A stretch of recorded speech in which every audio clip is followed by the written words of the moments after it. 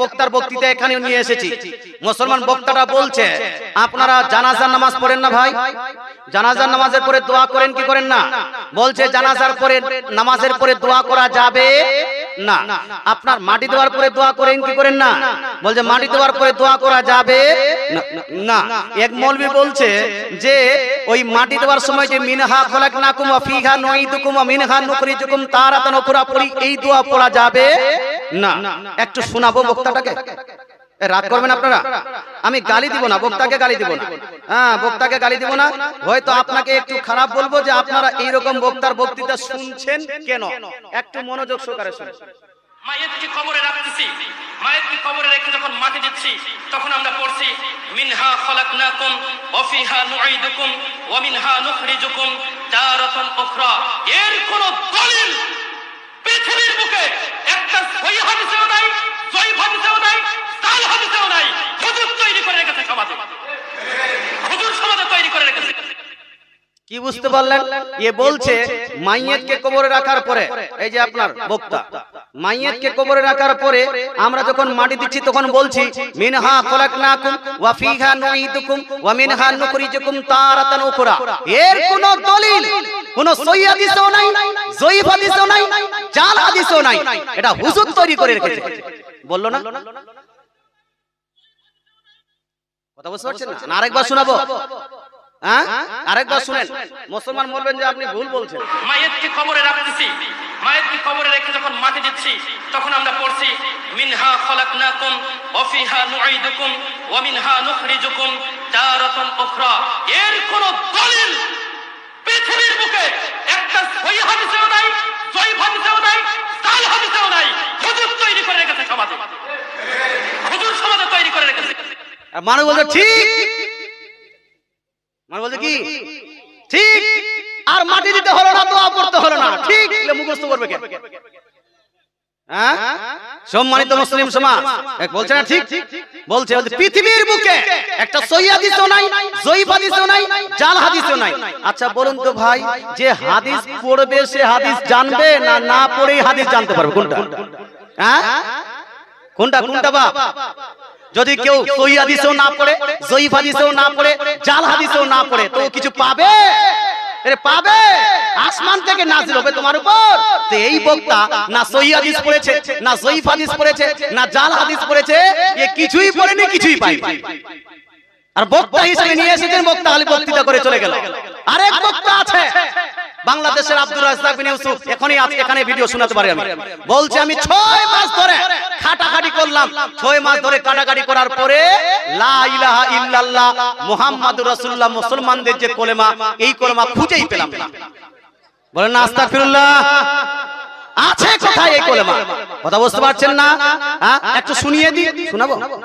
একটু শুনিয়ে দিই। আপনি বলবেন হুজুর গীবত করছেন। না, গীবত না, আপনি শুনিয়ে দিন।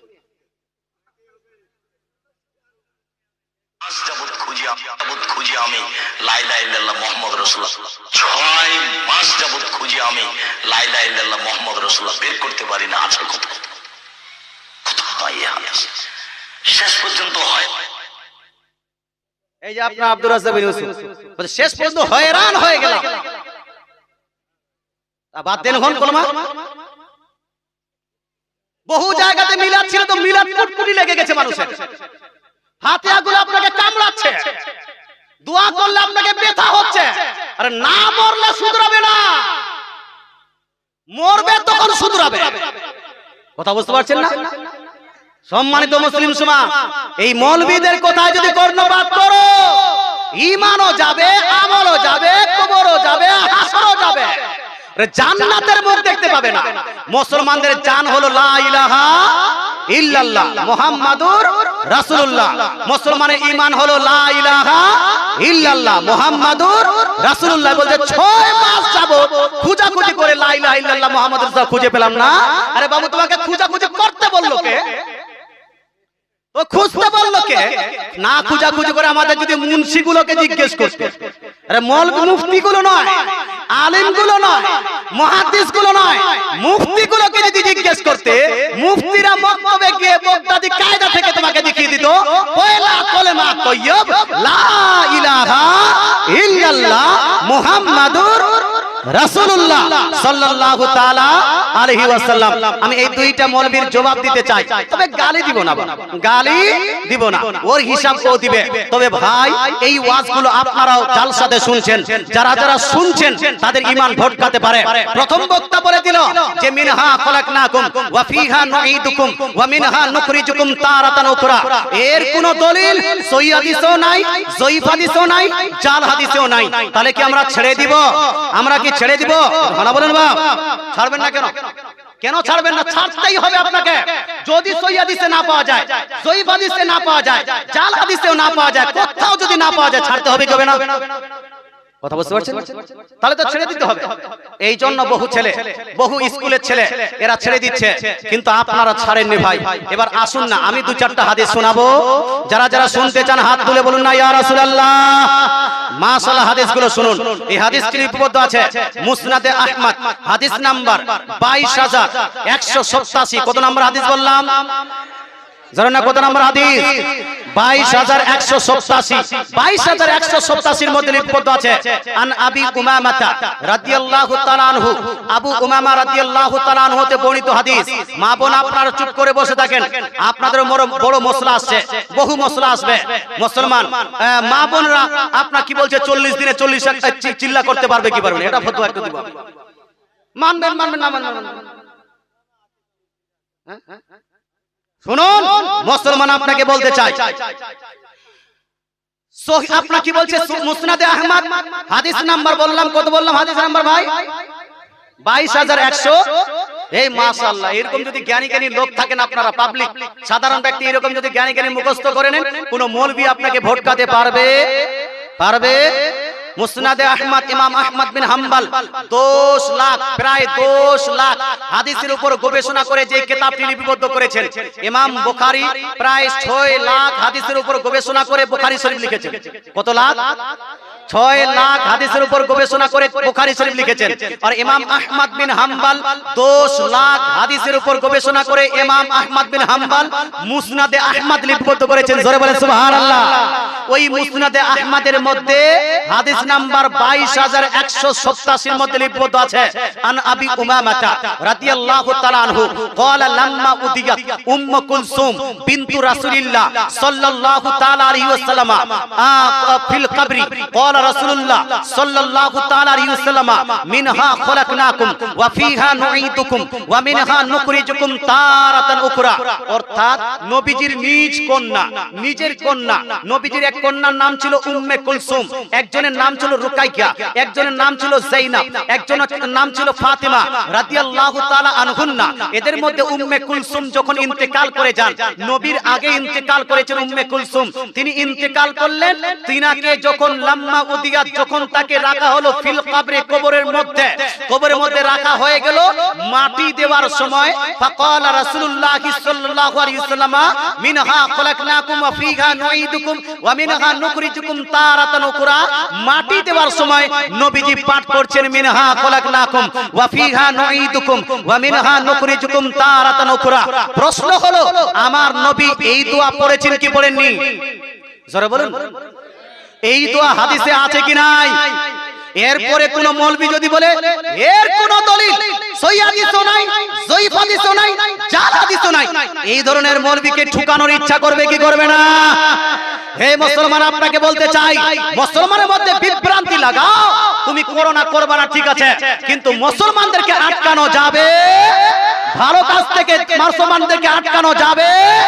মুসলমান, আপনাকে বলতে চাই, এই হাদিস থেকে বোঝা গেল নবীজি নিজেই এই দোয়া পড়েছেন।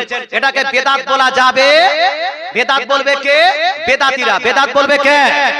বেদাত বলবে কে? বেদাতীরা। মুসলমান বেদাতীকে সুন্নি বেদাতী না না না না না, আজকে তো উল্টা চোর কোতোয়ালকে ডাঁটে। উল্টা চোর, চুরি করেছে ও, আর ওই মালিককে বলছে তুই চোর। কথা বুঝতে পারছেন? বিদআত করছে যারা, বিদআতের সঙ্গে লিপ্ত যারা, যারা বিদআত করে করে করে করে টোটাল বিদআতি হয়ে গেছে, এরা আবার সুন্নিদেরকে বলছে এরা বিদআতি। মিলাদ করা বেদাত, কিয়াম করা বেদাত, ফাতিহা করা বেদাত, মৃত ব্যক্তির নামে কি বলছে ওই কি বলছে দোয়া করা বেদাত, কবর জিয়ারত করা বেদাত। মুসলমান যদি সময় পেতাম সমস্ত জিনিসকে নবীর হাদিস দ্বারা প্রমাণ করতাম। জোরে বলে সুবহানাল্লাহ। কিন্তু আপনারা হাদিস কোরআন কম শুনেন, বা খালি মাগে বুগে বেশি শুনেন, মানে সুর হলেই হলো। মুসলমান আপনাকে বলতে চাই, আমার নবী এই দোয়া পড়েছেন, সুতরাং এই দোয়া যারা পড়বে, এই দোয়া যারা পড়বে তারা হবে আহলে সুন্নাত। আর যারা এই দোয়াকে খারাপ বলবে এরা হলো বিদআতি, এরা হলো বিদআতি। আচ্ছা, আপনারা মাটি দেন কয়বার? 3 বার না 1 বার না 2 বার? কয়বার কি? কালকে কোন মৌলবি এসে বলতে পারে যে 3 বার মাটি দেওয়া চলবে না, 1 বার দিয়ে দিল হয়ে গেল, এই নাটক করে 3 বার দেওয়ার দরকারটা কি? বলে কি বলতে পারে? পারে। মৌলবিদের কোনো ঠিক নাই। হ্যাঁ, কথা বুঝতে পারছেন না? মুসলমান আপনাকে বলতে চাই, কোন মৌলবি বলতে পারে, তো এই বলতে যেন না পারে সেটা আমি বলে দিচ্ছি। আচ্ছা, কোরআন শরীফের এই আয়াতে এই যে দোয়াটা পড়েন, এই দোয়াটা কি একবারে পড়ে দেন না আপনার টুকরা টুকরা করে পড়েন? হ্যাঁ, টুকরা টুকরা করে 3 বার পড়েন না? একবার বলেন মিনহা খলাকনাকুম, আরেকবার বলেন ওয়া ফিহা নুঈদুকুম, আরেকবার বলেন ওয়া মিনহা নুখরিজুকুম তারাতান উখরা। 3 বার 3টা পড়েন। এই যে 3 বার করে পড়েন, কোথায় আছে? লিপিবদ্ধ আছে, শুনুন। এই হাদিসটি লিপিবদ্ধ আছে বিশ্বের মধ্যে যতগুলো তাফসীর গ্রন্থ, এর মধ্যে সর্বশ্রেষ্ঠ তাফসীর গ্রন্থ আহলে হাদিসদের কাছে হলো তাফসীর ইবনে কাসির। কোন কিতাব? তাফসীর ইবনে কাসির। তাফসীর ইবনে কাসির কে আহলে হাদিস ভাইরাও মানে, দেবন্দী ভাইরাও মানে, সুন্নি ভাইরাও মানে, আপনার জামাতে ইসলামী ভাইরাও মানে, সবাই মানে। সবাই এই তাফসীর ইবনে কাসির কে পড়ে, সবাই এটাকে গ্রহণযোগ্য মনে করে। মুসলমান এই তাফসীর ইবনে কাসির জিলদ নাম্বার 5 নাম্বার খণ্ড, পৃষ্ঠা নাম্বার 299। কত নাম্বার পৃষ্ঠা? 299 এর মধ্যে লিপিবদ্ধ আছে ওয়া ফিল হাদিসিল লাতি ফিস সুনান। সুনান হাদিস গ্রন্থে লিপিবদ্ধ আছে, সুনান হাদিসে লিপিবদ্ধ আছে আন্না নবী সাল্লাল্লাহু আলাইহি ওয়াসাল্লাম হাজারা জানাজাতান, নিশ্চয়ই নবীজি সাল্লাল্লাহু আলাইহি ওয়াসাল্লাম এক জানাজায় অংশগ্রহণ করলেন, জানাজায় অংশগ্রহণ করলেন।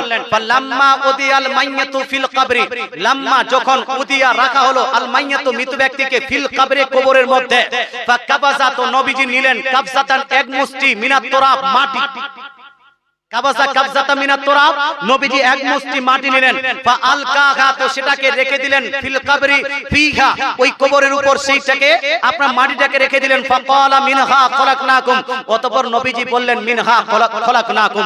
সুম্মা আকাদা উখরা ফাকালা ওয়া ফিহা নুঈদুকুম, অতঃপর নবীজি আরেক মুষ্টি মাটি নিয়ে কবরের উপর রেখে দিলেন আর পাঠ করলেন ওয়া ফিহা নুঈদুকুম সুম্মা আকাদা উখরা ওয়া ক্বালা ওয়া মিনহা নুখরিজুকুম তারাতান উখরা।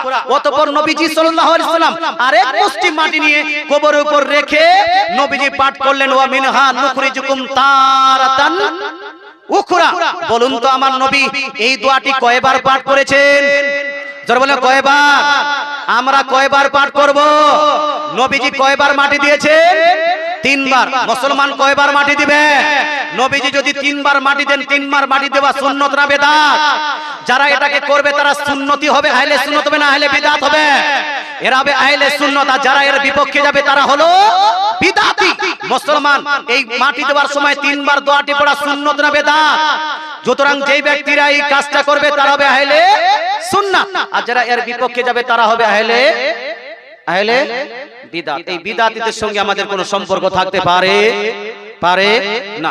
মুসলমান আপনাকে বলতে চাই, সৌদি আরবের একজন বিখ্যাত বড় মুহাদ্দিস, আহলে হাদিসদের গবেষক, আহলে হাদিসদের বড় নেতা, তার নাম হলো শেখ বিন বাস।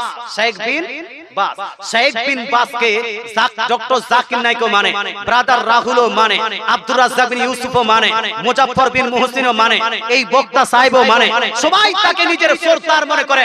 শেখ বিন বাজের একটা ফতোয়ার কিতাব আছে, সেই ফতোয়ার কিতাবটি ছাপানো হয়েছে আপনার সৌদি আরব থেকে ছাপানো হয়েছে।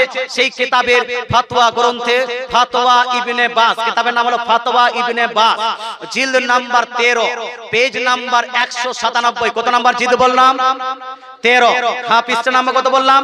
197। সেই শেখ বিন বাসকে বলা হয়েছে মা হুকমু কওলি মিনহা খলাকনাকুম ওয়া ফিহা নুঈদুকুম ওয়া মিনহা নুখরিজুকুম ইনদা দাফন, দাফনের সময় মিনহা খলাকনাকুম ওয়া ফিহা নুঈদুকুম ওয়া মিনহা নুখরিজুম। এই দোয়াটি পাঠ করার হুকুম কি এটা পড়া যাবে কি যাবে না? তিনি বলছেন হাযা সুন্নাতুন, এই দোয়া মাটি দেওয়ার সময় পাঠ করা এটা হলো নবীজির সুন্নাত। জোরে বলে সুবহানাল্লাহ। সেন্টারে বলছে, সৌদি আরবে সেন্টারে বলছে সুন্নাত, আর এখানে বেদাত বেদাত করে চিৎকার করে মরে মরবে। তো তুমি পড়াশোনা না করে পাবে কোথায়? আচ্ছা, আরেক বক্তা বললো কি যে লা ইলাহা ইল্লাল্লাহ 6 মাস যাবত খুঁজে দেখলাম, আমি লা ইলাহা ইল্লাল্লাহ খুঁজেই পেলাম না, আছে কোথায়? হয়রান হয়ে গেলাম। সারা জীবন খুঁজে পাবে? বাল্যবাটে লা ইলাহা ইল্লাল্লাহ খুঁজলে পাওয়া যাবে ভাই?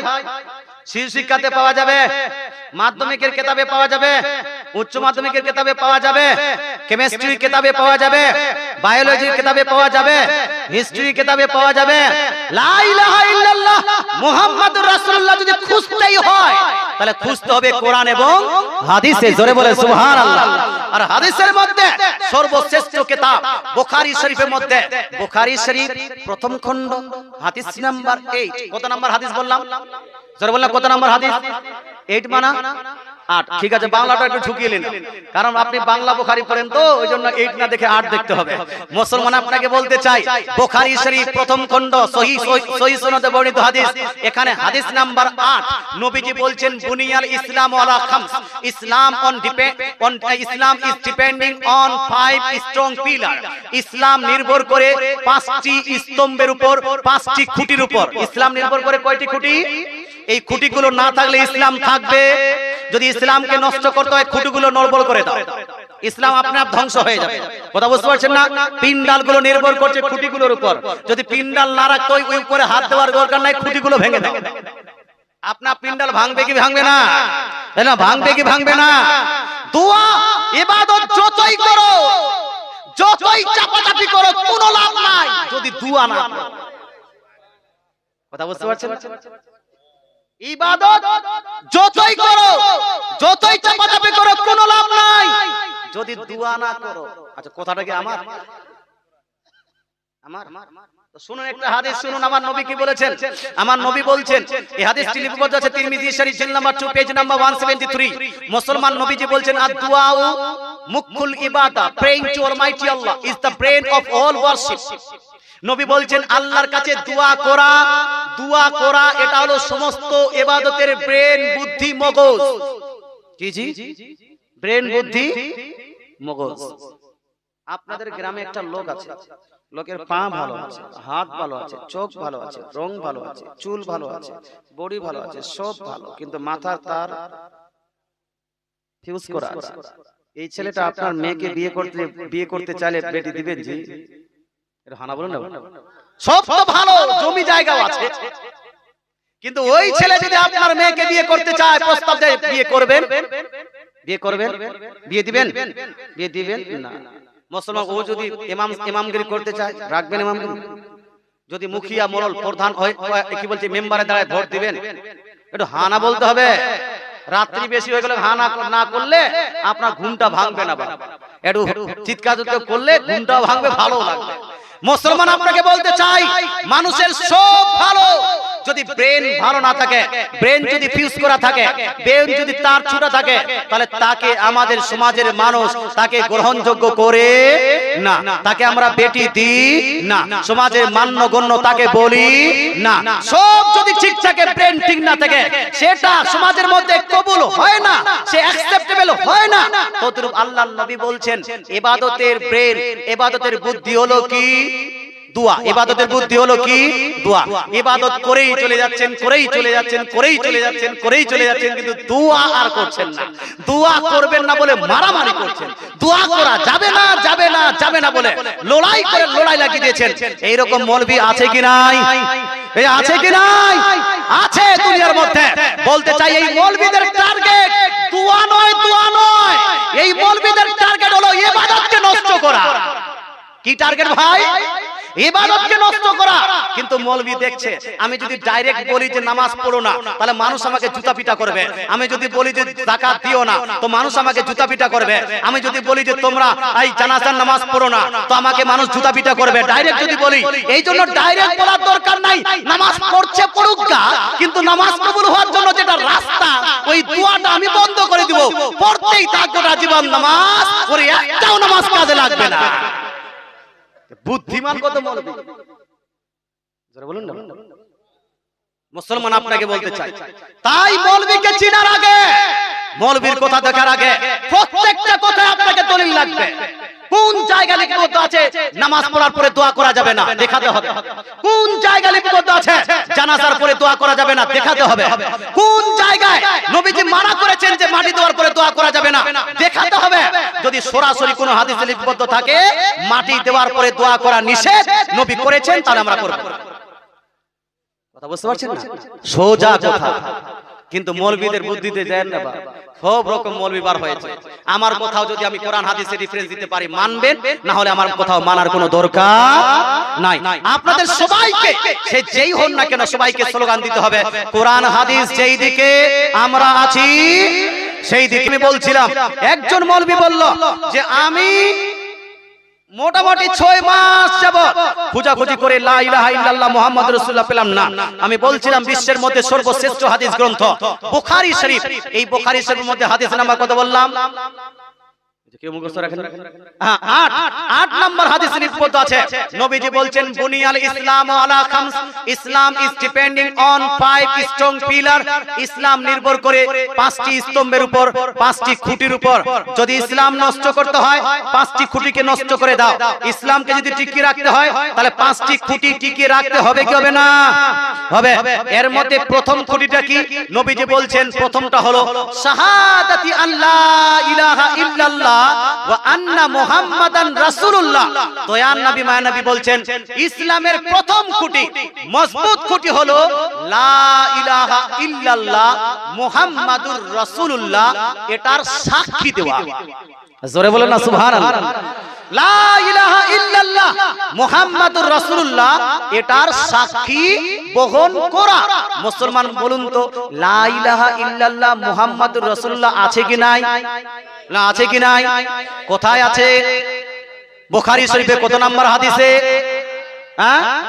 8 নম্বর হাদিসে। আরো বহু হাদিস আছে। তাবরানী শরীফের মধ্যে সহিহ সুন্নাতে বর্ণিত হাদিস আছে, স্পষ্ট লিপিবদ্ধ আছে লা ইলাহা ইল্লাল্লাহ মুহাম্মাদুর রাসূলুল্লাহ। তারপর মুস্তাদরাক লিল হাকিমের মধ্যে স্পষ্ট লিপিবদ্ধ আছে লা ইলাহা ইল্লাল্লাহ মুহাম্মাদুর রাসূলুল্লাহ। নবীজির পতাকায় লিপিবদ্ধ ছিল, আপনার বদরের পতাকায় আপনার কি বলছে? নবীজির পতাকায় লিপিবদ্ধ ছিল লা ইলাহা ইল্লাল্লাহ মুহাম্মাদুর রাসূলুল্লাহ। যারা হজ করতে যান তারা দেখেছেন সৌদি আরবের পতাকা পর্যন্ত লিপিবদ্ধ আছে লা ইলাহা ইল্লাল্লাহ মুহাম্মাদুর রাসূলুল্লাহ। জান্নাতের গেটে লিপিবদ্ধ আছে লা ইলাহা ইল্লাল্লাহ মুহাম্মাদুর রাসূলুল্লাহ। আরশের চৌখানে লিপিবদ্ধ আছে লা ইলাহা ইল্লাল্লাহ মুহাম্মাদুর রাসূলুল্লাহ। সুতরাং এই কলেমাকে কেউ যদি বাদ দিতে চায়, এই কলেমার বিপক্ষে কেউ যদি দাঁড়ায়, তাকে আমরা মানতে পারি না।